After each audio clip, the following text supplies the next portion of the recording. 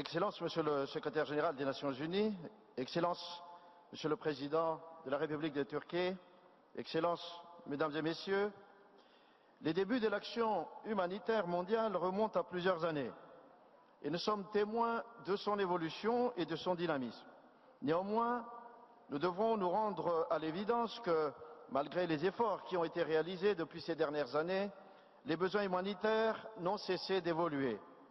De ce constat découle l'esprit de ce sommet, apporter une réponse plus efficace qui permettra de faire face à ces nouveaux défis.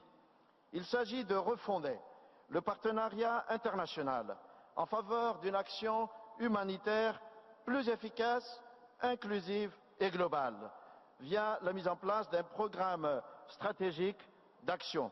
Et ceci afin de mieux répondre aux besoins humanitaires croissants et multiformes dans un contexte international de plus en plus difficile, en identifiant ensemble des solutions plus adaptées et innovantes face aux défis actuels et ceux à venir.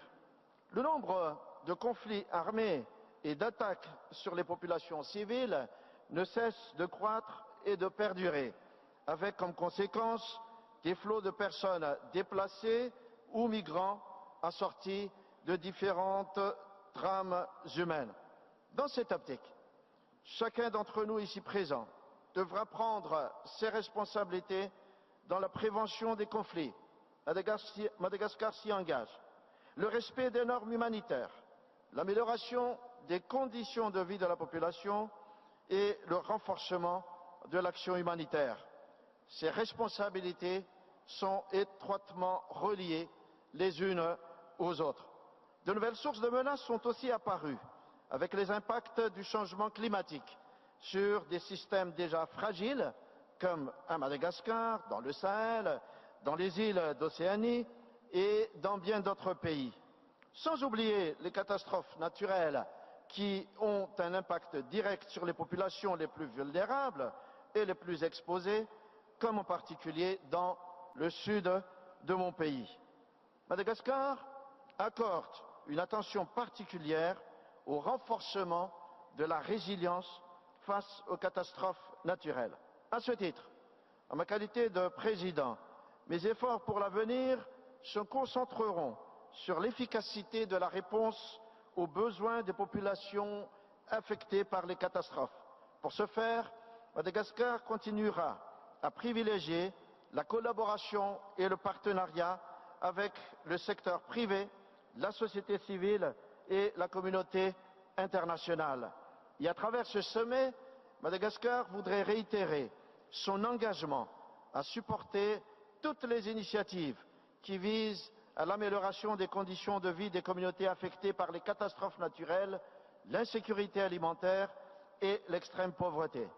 Madagascar est également prêt à soutenir toutes les actions qui ont pour objectif de faire respecter la dignité et les valeurs humaines et de promouvoir la lutte contre toutes les formes de violence et atrocités commises à l'encontre de la personne humaine en violation du droit international humanitaire et des droits de l'homme. Madagascar est prêt aussi et s'engage à soutenir les actions humanitaires sensibles à la question de genre, dans lesquelles les femmes et les filles auront à jouer un rôle primordial, car elles sont souvent les victimes des crises, alors qu'elles peuvent jouer un rôle majeur dans la paix et le développement. Nous voudrions vous dire aussi que les crises et les instabilités politiques et sociales se nourrissent de la misère et de la pauvreté, ainsi que des espoirs déçus. Nous voudrions apporter une attention particulière à la problématique de la pauvreté.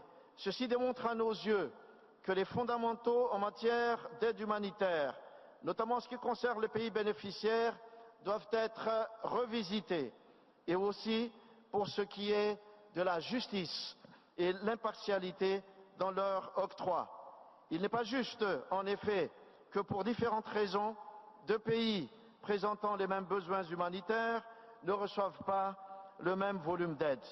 Excellences, Mesdames et Messieurs, les défis auxquels nous devrons encore faire face dans le domaine humanitaire sont nombreux, mais nous restons confiants quant à l'engagement appuyé de chacun d'entre vous. Pour terminer, j'aimerais, à l'instar de mes confrères et consoeurs qui m'ont précédé, adresser mes plus vifs remerciements à l'endroit du président de la Turquie, de son gouvernement ainsi que du peuple turc pour leur excellent accueil, ainsi que de Monsieur le secrétaire général des Nations Unies et à son équipe pour les louables efforts qu'ils ont menés en vue de l'organisation et de la tenue de ce sommet. Je vous remercie de votre aimable attention.